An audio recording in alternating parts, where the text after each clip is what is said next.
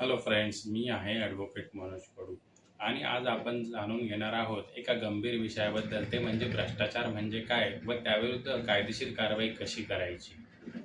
निश्चितच आपण देखील कामानिमित्त सरकारी ऑफिसेसमध्ये जात असाल, जसे की तहसील ऑफिस, कलेक्टर ऑफिस, प्रांत ऑफिस, वन खातं, तुमची ग्रामपंचायत, नगरपालिका, महानगरपालिका, पोलीस स्टेशन आदी शासकीय ठिकाणी तुमचं देखील कामानिमित्त येणं-जाणं असेल. परंतु बऱ्याच वेळा आपल्याला असा अनुभव येतो, की त्या ठिकाणचा अधिकारी किंवा कर्मचारी तुम्हाला ते काम करण्यासाठी पैशाची मागणी करतात. निश्चितच असा अनुभव तुम्हाला देखील आला असेल, तर हा व्हिडिओ तुमच्यासाठी अत्यंत महत्त्वाचा आहे. तर मित्रांनो, हा व्हिडिओ शेवटपर्यंत नक्की पहा. भ्रष्टाचार म्हणजे पदाचा किंवा असलेल्या अधिकाराचा स्वार्थासाठी गैरवापर करणे म्हणजेच भ्रष्टाचार होय. याचं उदाहरण घ्यायचं झाल्यास लाचेची मागणी करणे किंवा एखादं काम करण्यासाठी पैशाची मागणी करणे, तसेच टेंडरमध्ये गैरव्यवहार करणे, तसेच सरकारी निधी येतो, जसं की रस्ते असेल, एखादं धरण बांधायचं असेल, एखादी इमारत बांधायची असेल, त्या पैशाचा अपव्यय करणे, त्याचा अपहार करणे म्हणजेच भ्रष्टाचार होय.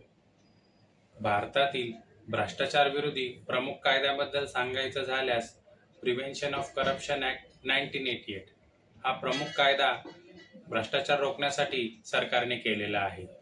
यामध्ये कुठल्याही सरकारी कर्मचाऱ्याला जर लाच घेताना जर पकडले, तर शिक्षा व त्याला दंडाची तरतूद या कायद्यामध्ये केलेली आहे.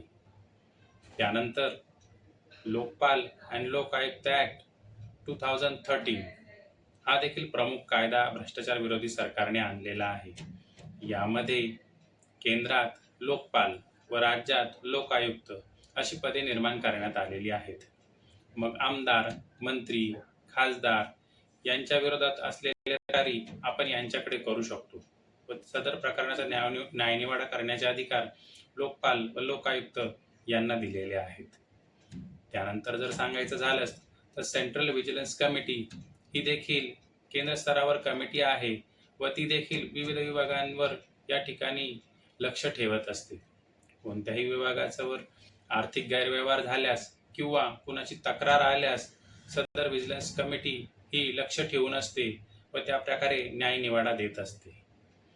त्यानंतर भ्रष्टाचाराविरोधी जर बोलायचं झाल्यास तर सेंट्रल ब्युरो ऑफ इन्व्हेस्टिगेशन, ज्याला आपण CBI म्हणतो, यांना देखील मोठ्या प्रमाणात अथॉरिटी ही सरकारने दिलेली आहेत.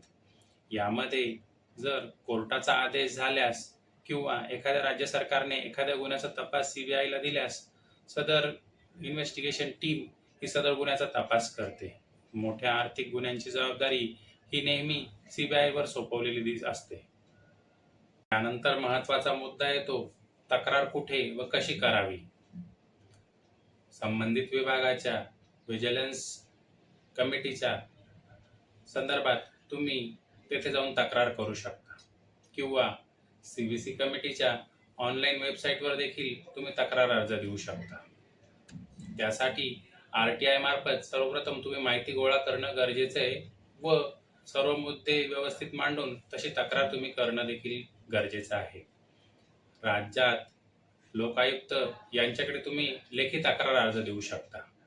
तसेच तुमची तक्रार लाचेसंबंधी असल्यास अँटी करप्शन ब्युरोचे जिल्ह्यावाईज ऑफिसेस आहेत, तेथे तुम्ही ऑनलाईन किंवा लेखी स्वरूपाची तक्रार देखील दाखल करू शकता. हे सर्व करत असताना मित्रांनो, आपण आपल्याकडे पुरावा देखील गोळा करणं किंवा सोबत ठेवणं गरजेचं आहे.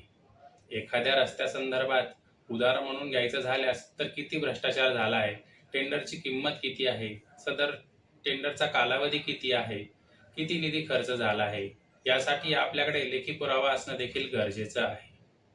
त्यासाठी आपण RTIचा वापर देखील करू शकता. तसेच ऑडिओ व्हिडिओ रेकॉर्डिंग्स आहे ते देखील तुम्ही सोबत बाळगू शकता. यानंतर शिक्षेबद्दल जर बोलायचं झाल्यास सदर गुन्ह्यांमध्ये साधारण 3 ते 7 वर्ष शिक्षेची तरतूद आहे.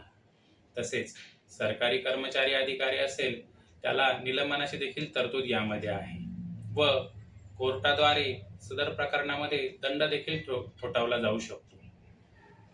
भ्रष्टाचार विरोधी कितीही कडक कायदे केले तरी देखील त्यामध्ये नागरिकांचा सहभाग असणं हे देखील गरजेचं आहे. नागरिक जर सहभागी असतील तर निश्चितच भ्रष्टाचार हा थांबेल. कुणालाही लाच स्वतःहून देऊ नका. जर तुम्हाला कोणी लाच मागत असेल तर संबंधित विभागात योग्य ती लेखी तक्रार करा. लक्षात ठेवा मित्रांनो, लाच घेणाऱ्यापेक्षा लाच देणारा देखील गुन्हेगार आहे. त्यामुळे तुम्ही स्वतःहून जर लाच देणे टाळले तर निश्चितच भ्रष्टाचार हा थांबण्यास त्या ठिकाणी मदत होणार आहे व आपल्या राष्ट्राची प्रगती होणार आहे.